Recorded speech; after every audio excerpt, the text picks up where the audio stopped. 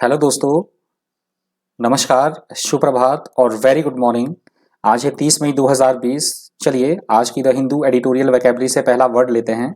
आज का जो पहला शब्द है वो है ऑफुल। ऑफुल यहाँ पे एडजेक्टिव की तरह काम कर रहा है। इसका मतलब होता है बहुत बुरा, अत्यधिक अरुचिकर, भयावह और बहुत गंभीर होना, उसको बोला जाता है ऑफुल।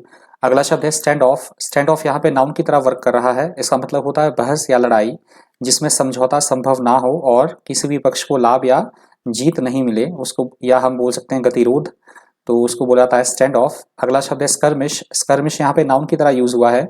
इसका मतलब होता है झड़प होना। यहाँ पे जो यूज हुआ है वो इंडियन आर्मी और चाइनीज आर्मी के बीच अभी जो बॉर्डर पे है टेंशंस चल रही हैं, तो उस सेंस में यूज हुआ है स्कर्मिश। अगला शब्द है एग्रेशन। एग्रेशन यहाँ पे नाउन की तरह यूज हुआ है। इसका मतलब होता है आक्रामक भावनाएं या व्यवहार होना, या हम बोल सकते हैं बिना किसी कारण के लड़ाई आरंभ करने की कार्रवाई करना, उसको बोला जाता है एग्रेशन। अगला शब्द है एंटेल। एंटेल यहाँ पे वर्ब की तरह यूज हुआ है। इसका मतलब होता है किसी चीज को अनावश्यक आवश्यक बनाना, सॉरी, और या किसी वस्तु का साथ लगा होना, उसको बोला जाता है एंटेल। अगला शब्द है इंसिस्टेंट। इंसिस्टेंट यहाँ पे एडजेक्टिव की तरह यूज हुआ है। इसका मतलब होता है हठी होना, किसी बात पे अड़े रहना, उसको बोला जाता है इंसिस्टेंट। अगला शब्द है इंटरवेंशन। इंटरवेंशन यहाँ पे नाउन की तरह यूज हुआ है। इसका मतलब होता है हस्तक्षेप, किसी भी कार्य में या किसी भी काम में हस्तक्षेप करना, उसको बोला जाता है इंटरवेंशन। अगला शब्द है इनऑपर्च्यून। इनऑपर्च्यून यहाँ पे एडजेक्टिव की तरह यूज हुआ है। इसका मतलब होता है असामयिक होना, बिना किसी कारण के।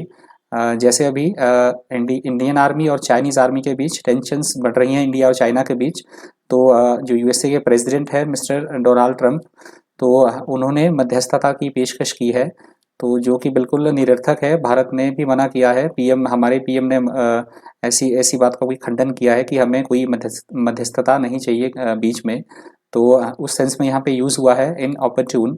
अगला शब्द है कन्फ्लैग्रेशन। कन्फ्लैग्रेशन यहाँ पे नाउन की तरह यूज हुआ है। इसका मतलब होता है भयंकर आग या विध्वंसक अग्नि, उसको बोला जाता है कन्फ्लैग्रेशन।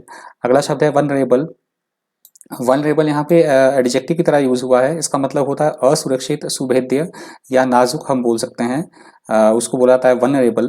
अगला शब्द है कॉग्निजेंट। कॉग्निजेंट यहाँ पे एडजेक्टिव की तरह यूज हुआ है। इसका मतलब होता है किसी बात का संज्ञान लेना, जानकारी होना या अवगत होना किसी बात से, उसको बोला जाता है कॉग्निजेंट। अगला शब्द है प्लाइट। प्लाइट यहाँ पे नाउन की तरह यूज हुआ है। इसका मतलब होता है कठिन दशा या स्थिति होना, या हम बोल सकते हैं दुर्दशा, उसको बोला जाता है प्लाइट। अगला शब्द है अनरिलेंटिंग। अनरिलेंटिंग यहाँ पे एडजेक्टिव की तरह यूज हुआ है। इसका मतलब होता है टस से मस ना होना, अपनी बात पे अडिग रहना, उसको बोला जाता है अनरिलेंटिंग। अगला शब्द है लर्च। लर्च यहाँ पे वर्ब की तरह यूज हुआ है। इसका मतलब होता है लुढ़कना या झटका खाना, उसको बोला जाता है लर्च। अगला शब्द है एक्सीडेस। एक्सीडेस यहाँ पे नाउन की तरह यूज हुआ है।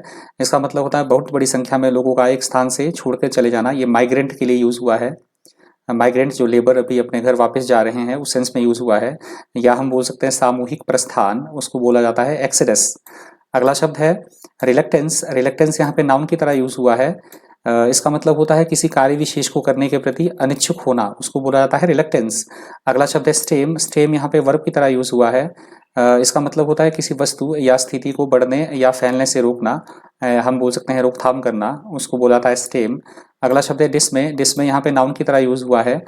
इसका मतलब होता है किसी को हतोत्साहित करना या प्रबल निराशा और व्याकुलता होना, उसको बोला जाता है डिसमे। अगला शब्द है एब्डिकेशन। एब्डिकेशन यहाँ पे नाउन की तरह यूज हुआ है। इसका मतलब होता है पद या सत्ता का त्याग करना, और उसको बोला जाता है एब्डिकेशन। अगला शब्द है लिंगर। लिंगर यहाँ पे वर्ब की तरह यूज हुआ है। इसका मतलब होता है किसी काम को लटकाए रखना या किसी जगह पर काफी देर तक रुके रहना, उसको बोला जाता है लिंगर। और आज का अंतिम शब्द है स्ट्रिंजेंट। स्ट्रिंजेंट यहाँ पे एडजेक्टिव की तरह यूज हुआ है। इसका मतलब होता है बहुत कठोर कानून या नियम होना, उसको बोला जाता है स्ट्रिंजेंट। तो आज की वोकैबुलरी इतनी ही थी। इस डॉक्यूमेंट की पीडीएफ आपको मेरे टेलीग्राम ग्रुप पे मिल जाएगी, study with Ravi Thakur. Telegram group पे आपको मिल जाएगी, अपलोड मैं कर दूंगा इसकी वहाँ पे पीडीएफ।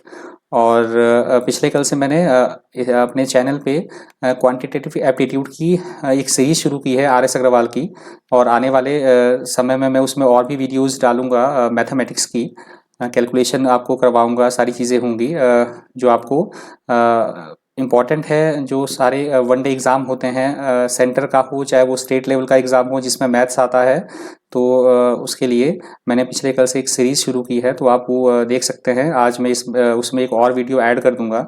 और वोकेबलरी की आपको यदि ऑडियो सुननी है तो आप मुझे खबरी ऐप पे फॉलो कर सकते हैं।